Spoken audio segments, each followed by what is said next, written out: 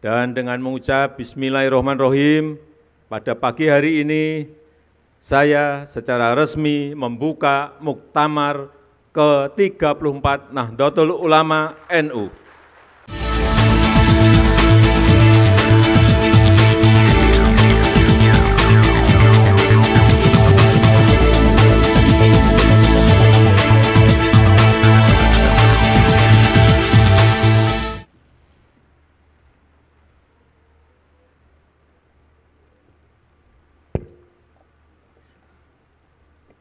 Assalamualaikum warahmatullahi wabarakatuh. Bismillahirrahmanirrahim. Alhamdulillahirabbil alamin. Wassalatu wassalamu ala asrofil anbiya'i wal mursalin.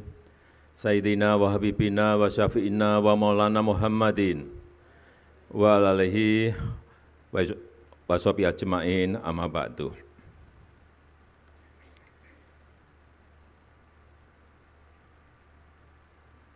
Yang saya hormati, yang saya muliakan Wakil Presiden Republik Indonesia sekaligus Mustasyar PBNU Profesor Dr. Kiai Haji Ma'ruf Amin beserta Ibu. Yang saya hormati, yang saya muliakan Rais Am, Pengurus Besar Nahdlatul Ulama, Bapak Kiai Haji Miftahul Ahyar beserta seluruh jajaran Syuriah. Yang saya hormati, yang saya muliakan Ketua Umum PBNU Profesor Dr. Kiai Haji Said Agil Siroj beserta seluruh jajaran Tanfizyah. Yang saya hormati Ketua dan Pimpinan Lembaga-Lembaga Negara, yang saya hormati Wakil Presiden Republik Indonesia ke-10 dan ke-12, Bapak Dr. Andes Yusuf Kalla,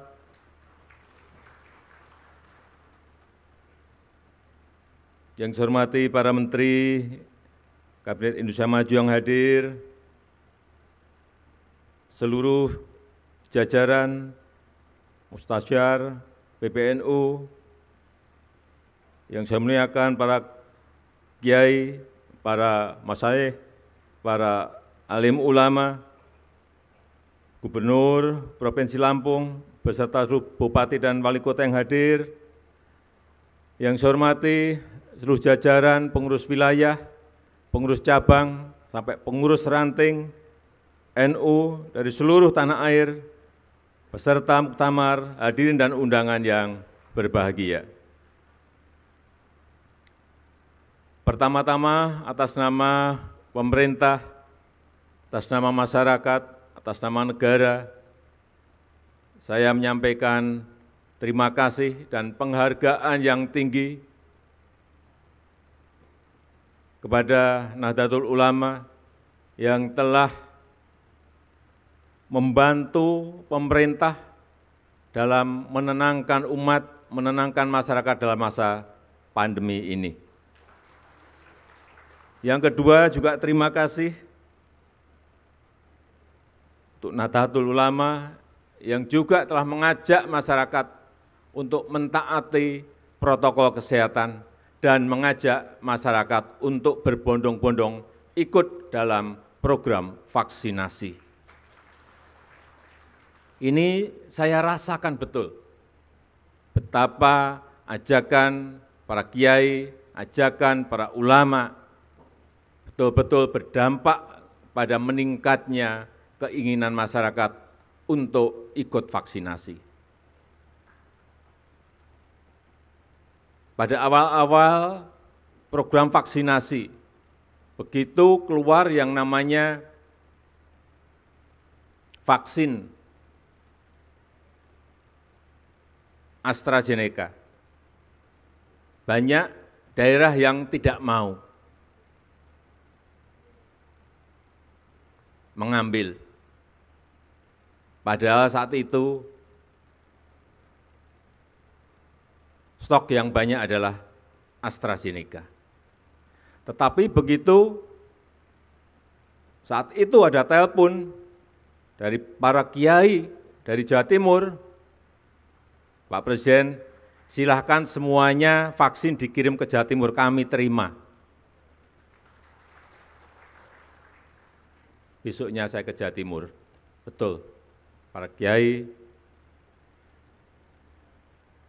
berkumpul dan benar-benar semuanya mau menerima vaksin itu. Setelah itu, semua daerah satu persatu mau. Inilah pengaruh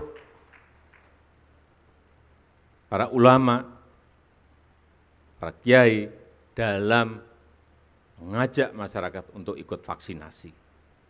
Kita tahu di bulan Juli,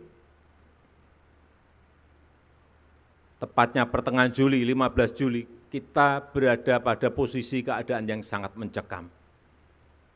Ngeri saya kalau menceritakan, semua rumah sakit di Jawa dan Bali penuh, oksigen kurang, obat habis, kekurangan. Kasus harian saat itu 56.000. 56.000, sehingga rumah sakit tidak mencukupi. Di lorong-lorong rumah sakit, semuanya pasien-pasien antri untuk bisa masuk ke ICU. Alhamdulillah, berkat dukungan dari NU, kemarin kasusnya Alhamdulillah, hanya 216 kasus per hari di seluruh tanah air. Kalau kita memiliki 514 kabupaten kota, kasusnya hanya 216, artinya di setiap kota dan kabupaten itu hanya ada setengah kasus. Kemudian vaksinasi, sampai hari ini kita telah menyuntikkan 263 juta vaksin kepada masyarakat.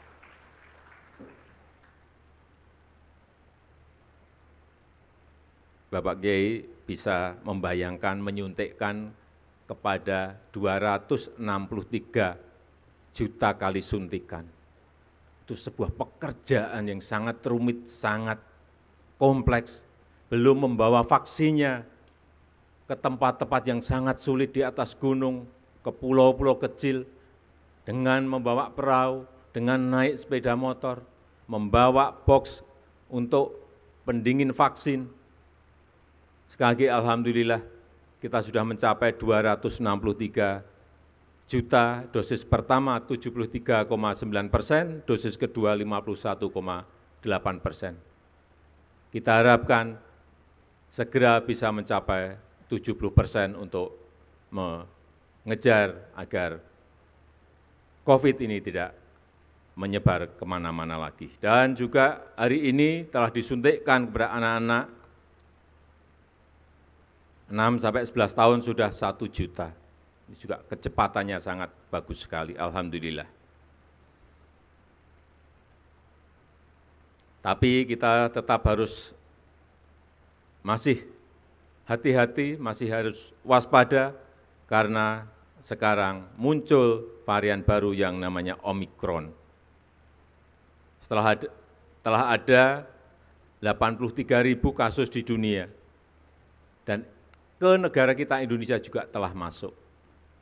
Sehingga sekali lagi saya sangat mengapresiasi protokol kesehatan didampingi Satgas dalam muktamar ini, dan insya Allah kita semuanya kembali ke daerah masing-masing dalam keadaan sehat. Yang kedua, yang berkaitan dengan ekonomi umat.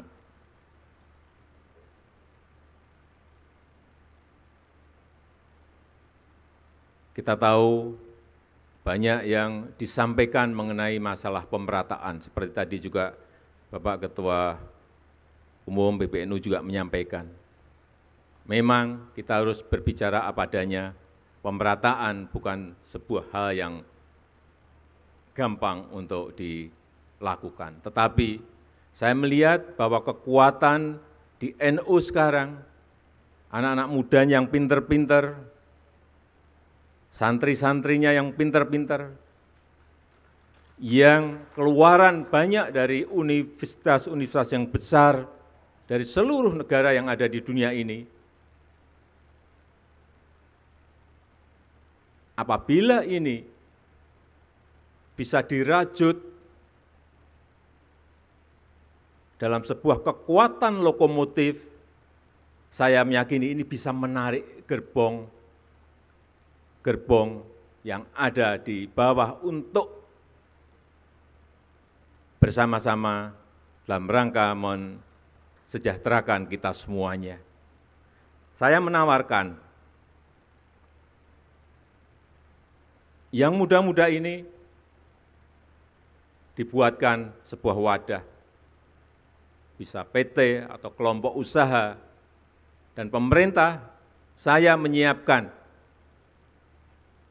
kalau siap, saya menyiapkan konsesi.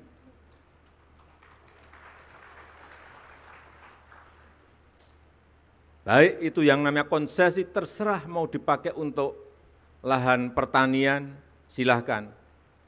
Saya juga ingin menyiapkan konsesi minerba.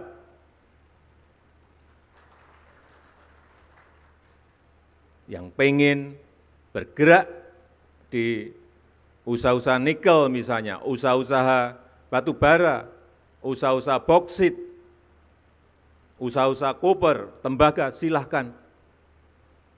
Tetapi sekali lagi, ini dalam sebuah kelompok usaha besar, sehingga nanti bisa menggeret, mengajak gerbong-gerbong yang lain untuk ikut menikmati. Ini memerlukan sebuah kerja besar, tetapi saya melihat potensi di Nahdlatul Ulama itu ada, tinggal merajutnya. Yang berkaitan dengan teknologi, saya melihat juga yang pinter-pinter urusan teknologi ini sangat banyak sekali di NU. Doktor-doktornya banyak sekali yang muda-muda, santri-santri yang dokter banyak sekali. Karena apapun ke depan yang namanya teknologi, ini harus, mau tidak mau, kita harus masuk ke sana. Karena kita ingin teknologi ini maslahat bagi umat, maslahat bagi masyarakat, maslahat bagi rakyat. Jangan sampai ini malah merusak, membuat hal-hal yang negatif bagi rakyat kita. 5 tahun yang lalu, saya ingat betul, saya ketemu dengan pemiliknya Facebook, yang namanya Mark Zuckerberg. Saya diajak saat itu main pingpong, tapi tidak ada bola pingpongnya, tidak ada meja pingpongnya. Maka kacamata, Oculus, kemudian main bersama. Sama kayak main pingpong persis 100%. Tak, tok, tak, tok, tak. Keringetan juga. Dan dia membisikkan kepada saya, Presiden Jokowi, ini baru awal. Nantinya semuanya akan virtual, semuanya akan muncul yang namanya metaverse. Restoran virtual, kantor virtual, wisata virtual, mall virtual. Hati-hati mensikapi ini. Dan NU, karena di dalam temanya berkhidmat untuk peradaban dunia, hati-hati memang peradaban itu harus kita pengaruhi agar maslahat bagi umat manusia di seluruh dunia, khususnya di negara kita, Indonesia. Nanti semuanya, dakwah virtual, pengajian virtual, tetapi betul-betul kayak kita ketemu seperti ini, bukan seperti sekarang yang masih Vicon. Bukan. Metaverse akan merubah, Saya tidak tahu apakah karena pandemi ini menjadi dipercepat 5 tahun atau 10 tahun, tapi pasti datang. Oleh sebab itu kita semuanya harus siap dan kita bersama-sama NU untuk peradaban dunia dan Indonesia sekarang juga memimpin G20, menjadi keketuaan G20, juga ingin mempengaruhi kebijakan-kebijakan dunia yang berpihak pada negara-negara miskin, kepada negara-negara berkembang, kepada negara-negara kecil, kepada negara-negara kepulauan dalam segala hal, utamanya dalam hal digitalisasi, perubahan iklim, dan ekonomi hijau. Terakhir, sekali lagi saya ingin menyampaikan terima kasih yang sebesar-besarnya kepada NU yang terus mengawal kebangsaan, mengawal toleransi, mengawal kemajemukan, mengawal Pancasila, mengawal Undang-Undang Dasar 1945, mengawal kebinekaan kita, mengawal NKRI, dan kita harapkan dengan itu kita terus bisa menjaga dan merawat bangsa dan negara kita yang kita cintai. Saya rasa itu yang bisa saya sampaikan pada kesempatan yang berbahagia ini. Dan dengan mengucap Bismillahirrahmanirrahim, pada pagi hari ini saya secara resmi membuka Muktamar ke-34 Nahdlatul Ulama NU. Terima kasih.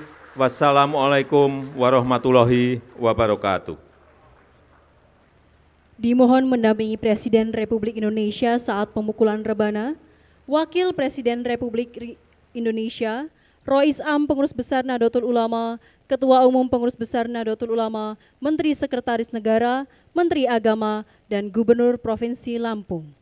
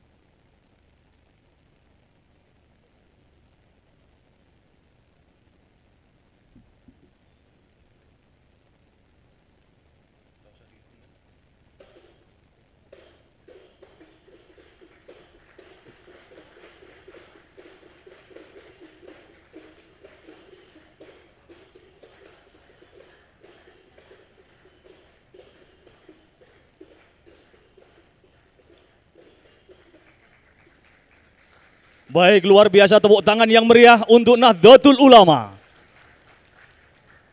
Dengan ini secara resmi Muktamar ke-34 Nahdlatul Ulama dengan tema 1 abad Nahdlatul Ulama, kemandirian dalam berkhidmat untuk peradaban dunia telah resmi dibuka.